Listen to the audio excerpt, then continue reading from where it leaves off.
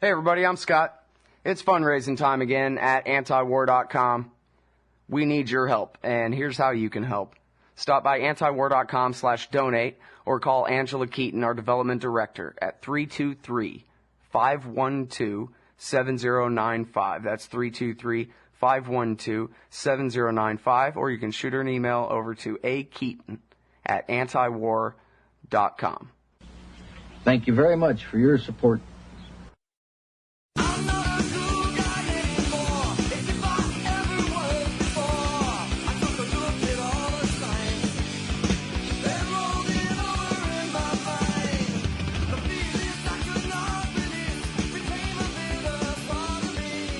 All right, y'all, welcome back to the show.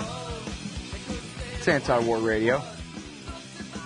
I'm Scott Horton, and our next guest on the show today is David Culp. He is legislative representative of the Friends Committee on National Legislation's Quaker Nuclear Disarmament Program. He spent 15 years on nuclear arms control and disarmament legislation and was instrumental in the passage of the nuclear testing moratorium in 1992, the ratification of the Chemical Weapons Convention in 1997, and the defeat of a new nuclear bunker buster warhead in 2004. Heroic. Welcome to the show, sir. How are you? Thank you. Appreciate being on. Well, I sure appreciate that bio of yours. That's something else. Thank you for your efforts. It sounds like we'd have one more kind of nuclear weapon for ready use by the Pentagon if it wasn't for your efforts here. Well, not just me. There are literally hundreds and thousands of people that worked on every one of those campaigns. Right. It's not a one-person operation. Sure. Okay, so now here's the thing. I don't know nothing about the START Treaty. Maybe it's terrible, maybe it's wonderful, but I know that I don't want the U.S. government or any other government to have any nuclear weapons anymore. I appreciate the fact that it seemed to have kept great powers out of war for quite a few decades now, but then again, they could lead to the extinction of mankind. So there's nothing more important in the world than getting rid of nuclear weapons. Does the START Treaty do anything real to head us down that road? It definitely heads us down the road. It by itself is a very modest treaty. What it does is it would lower the limits on U.S. and Russian strategic weapons by a third on each side. And strategic means what? Is that like medium range versus long range or something? Right. Strategic means, in simple English, it can go from one continent to another continent. In other words, it gets shot up by a big missile that goes up into the atmosphere, travels across the ocean, comes down on another continent on the other side of the world. That's strategic. Oh, I see. So the limits right now are 2,200 on each side. What this treaty would do is would cut the maximum number down to 1,500. And it also would extend the verification procedures, inspection procedures that were established originally under the Reagan administration. This treaty is really an extension of the original START treaty that was negotiated by Ronald Reagan and finished by George Bush the father. Unfortunately, that treaty expired in December of last year. Right now, we have no treaty with Russia that covers inspection of each other's nuclear arsenal. We did up until December 5th. That was in place for 15 years. That has expired. This would renew the inspection procedures on both sides, and it would cut the number of nuclear missiles aimed at each other by a third. So those are the two main points of the treaty. All right. Now, why is it? How is it that? Is it just the treaty's lapsed and there's just not enough political pressure in the Senate to keep these things in force? Well, for a treaty to pass, all treaties... Well, I mean, you're saying we used to have agreements that allowed mutual inspection. That those have lapsed now. Those have lapsed. The treaty that was negotiated by Reagan and Bush expired on December 5th of last year. And so we would need a new agreement. The Obama administration knew this when they came in office. They started negotiations immediately with the Russians. They completed those negotiations in April of this year. The treaty was submitted to the Senate in May. We're hopeful that the Senate is going to vote on this in September.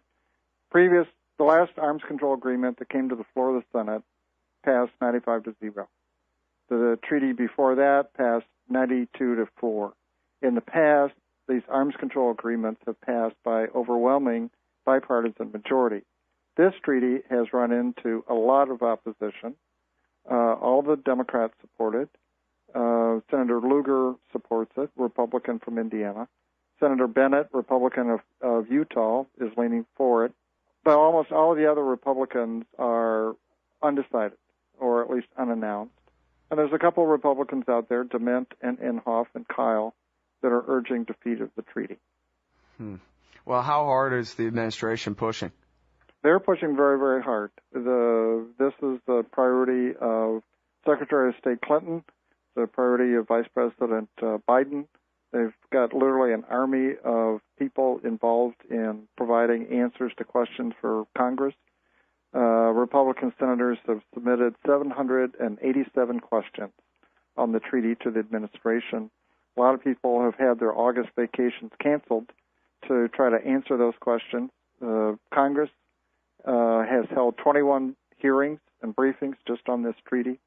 Some Republicans are calling for more hearings. They're submitting more questions. They're asking for more delays. To us, it looks like simply a stall tactic by some Republicans in the Senate to try to deny the president a victory. In the past, every Republican that was in the Senate voted for the most recent arms control agreement, 95-0. Now they're trying to stall the treaty. What they don't want to see is the president get a legislative victory. They were putting politics ahead of national security over nuclear disarmament issues. In the past, arms control issues were not a partisan issue. We've got Henry Kissinger, we've got George Shultz, we've got every Secretary of State, every defense secretary that has spoken up supports this treaty. It's a handful of very conservative Republicans that are trying to block this treaty. That's really too bad. I remember reading that Barack Obama had been kind of taken under Dick Lugar's wing and had gone with him to Russia, and Lugar really kind of beat it into Junior Senator's head that something has got to be done about this stuff, and kind of getting the old non-Lugar program of buying up any excess fissile material from the old Soviet Union back in gear and this kind of thing. And, you know, my impression was that Obama was made to care about this issue. He always takes these giant stands and then backs down from every bit of them. And so I guess I'm really glad to hear that you're saying that the Obama administration is really pushing on this. It's absolutely shameful that Republicans would obstruct nuclear disarmament issues over a midterm election. I actually saw a clip of Fox News saying, is the START treaty going to leave us helpless until it's too late? And then they actually went out to an atom bomb, out to commercial. The president who first proposed eliminating all nuclear weapons was Ronald Reagan. Your listeners don't have to believe me. All they do is just put in Google, Ronald Reagan, nuclear weapons, and they will see the guy who first proposed this was Ronald Reagan. He believed in eliminating nuclear weapons on a step-by-step basis. That was the basis for the original START treaty that we had with Russia up to last December. Mm-hmm. Well, and also it's worth pointing out that at the time he wanted to do that was a time when the Soviets still had those tank divisions that the nuclear bombs supposedly were there to prevent from rolling into Western Europe. The Cold War was still on, and it was Ronald Bear in the Woods Reagan. That's right. We had the old Soviet Union, we had the old Warsaw Pact, and Ronald Reagan, to his credit, stuck to his principles and deeply, firmly believed that we should be eliminating all nuclear weapons because they were more of a threat to ourselves than they were to anyone else. And his Secretary of State, George Shultz, I can tell you, has been over here in the Senate pushing as hard as he can to try to get this treaty ratified. Henry Kissinger is another big supporter of this treaty. Unfortunately, we've got a handful of ultra-conservatives that are trying to hold this up, primarily for partisan political reasons. If this treaty had been submitted by the most recent President Bush, in my opinion, this thing would have been done a long time ago. But these guys don't want to let this president have any legislative accomplishment. They think that somehow this is going to help him get reelected. I want to get this treaty ratified. To be honest, I don't think that is going to have much of an impact in President Obama's reelection fortunes. But not getting this done is simply allowing us to return us or the Russians at some future point to the old Cold War. There aren't any limits today on either side's nuclear weapons. Right, and real quick before we go out to break here, approximately how many hydrogen bombs does each side hold right now? Under the treaty, 2,200 on each side. All right, y'all, we're talking with David Culp. Hold it right there, David. It's David Culp from the Friends Committee, y'all. We'll be right back, talk about START some more after this.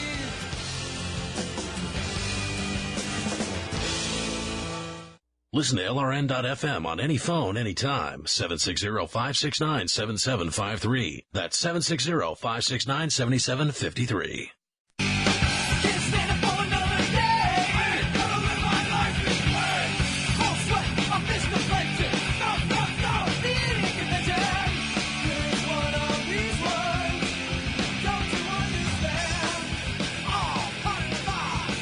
You know, some of the hardest core peaceniks in this society are the Quakers over at the Friends Committee on National Legislation, and especially on nuclear weapons issues. I don't know where we'd be without them. We might have already been blown up by nuclear fusion in our neighborhoods. Right now, I've got apparently the heroic David Culp, judging by his bio here, legislative representative from the FCNL's Quaker Nuclear Disarmament Program. And we're talking about the START treaty that Obama's trying to get through the Imperial Senate right now. And so if I look on Wikipedia and they say that America has 5,000 nuclear warheads, that means that right now 3,000 of them are just in storage waiting to be put on top of a missile. Is that it? Or how does that work? In round numbers, yes. Okay. We've got 2,200 deployed strategic weapons. We've got thousands others that are in storage at various military bases. We have a small number of what are called tactical nuclear weapons, roughly 200 or so, that are over in Europe. So you add up all that together, yes, you come up with 5,000 total nuclear weapons. But of that, 2,200 are literally a push of a button away from being delivered to Russia, and the same thing is true on their side. They've got roughly 2,200 that, with a push of the button, would be flying over to our country. And now, there was an Air Force study that came out just a couple of months ago, I'm sure you're familiar with it, that said that all we need is, a dozen nukes, and we have all the deterrent capability we need. We could do Moscow and Beijing and London. If it came down to it, we're fine. That definitely is true, and I saw that study, and it opened a lot of eyes. Not that this is the first time people have said it, but as to who said it, that the Air Force Association said it. But unfortunately, Scott, the reality is there are big financial interests behind this nuclear weapons complex. Well, now, I was going to ask you about that because my friend Gordon Prather, he used to work at Sandia and Lawrence Livermore, and I guess you're familiar. Yeah. And he says that in the military, nuclear weapons is the path to, it's the career dead end. Right. Once you get into nukes, you're done for. You're going to be sitting in a dusty office in the back. You're off the track to higher rank and authority there, and so nobody wants to have anything to do with the nuclear project. I guess it's just assumed they're never going to be used for anything. They're not good for anything. So it seems like there's a lot less pressure inside the Pentagon for these kinds of programs than we would have for, say, the new F-35 or whatever. But so then that leads to the question that you're just alluding to. Whose interests is it in? It's obviously not in the 300 million of us in mass here. Whose interest is it in to keep making hydrogen bombs when the Cold War's been over for a generation? There's a couple very, very large facilities that are part of what's called the nuclear weapons complex. One big facility is down at Oak Ridge in eastern Tennessee. Another very big one is at the Los Alamos National Laboratory outside of Santa Fe, New Mexico. Another one is Sandia National Laboratories in Albuquerque, New Mexico. The last one is the Livermore National Laboratory, Lawrence Livermore, east of the San Francisco Bay Area. Each of these facilities, and there's a couple other smaller ones, each of these employ thousands of people. They're very highly paid jobs. If you go down there to the Y-12 plant, these are the best paying jobs for 100 miles around. There's not very many high-tech jobs in eastern Tennessee. Those are the people that are benefiting the most from keeping these arsenals at very high numbers. What you talked about, the military, is exactly right. If you talk to the military in uniform, they think a lot of this is just a complete waste of money. These weapons, in their opinion, are probably never going to be used. Before they ever could use them, they have to go to the president to get approval. None of them see that a president is ever going to let them use nuclear weapons in a war. So they are much more interested in high-tech, precision, conventional weapons that they can actually use. Doesn't mean the military has all become pacifists. They're not. But they have really gotten disinterested, is probably a good word, disinterested in nuclear weapons. And they're really interested in seeing that money instead being used for high-tech, conventional weapons. You know, I one time asked Gordon Prather, how could you do it, Doc? How could you work on nuclear bombs, you know? And he said, well, look, the way we believed it, and I think he said he still believes that this is right, that their job was keeping the Soviet Army from coming through that Fulda Gap, and that it was worth it. That's certainly what they believed and how they justified their jobs and whatever, but that was over 20 years ago still. The Soviet Army went back behind the Ural Mountains 20 years ago. And, I mean, it's just amazing that there's that, you know, small interest groups could continue to push for a hydrogen bomb policy. Well, there is another group, and it's the right-wing think tanks here in Washington. And the Heritage Foundation is the biggest one. Behind this, they have set up a brand-new lobby group called Heritage Action just within the last couple of months, whose priority is to try to defeat the START Treaty. You can Google and find all of this.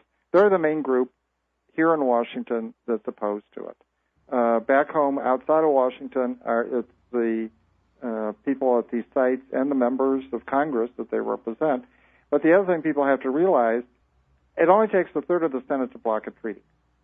That's written into the Constitution. We have to get 67 votes, two-thirds votes, to get through. Right. If you take a look, very few votes have occurred in the last 2 years on anything that have gotten 67 votes or not, or more.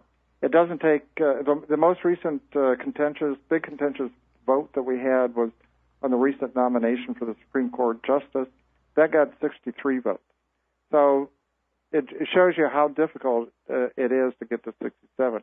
Very few votes in the last year and a half have gotten 67 votes because we have such a polarized Congress right now.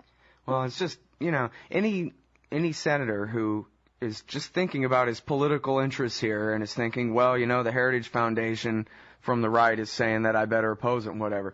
They could all just as easily say, oh, yeah, I'm here with Dick Lugar. And Dick Lugar is the nuclear weapons expert of the Senate, and forget it. I'm going along with what he says. And they would have all the political cover they need as far as politics goes to say, no way, I'm with Lugar on this.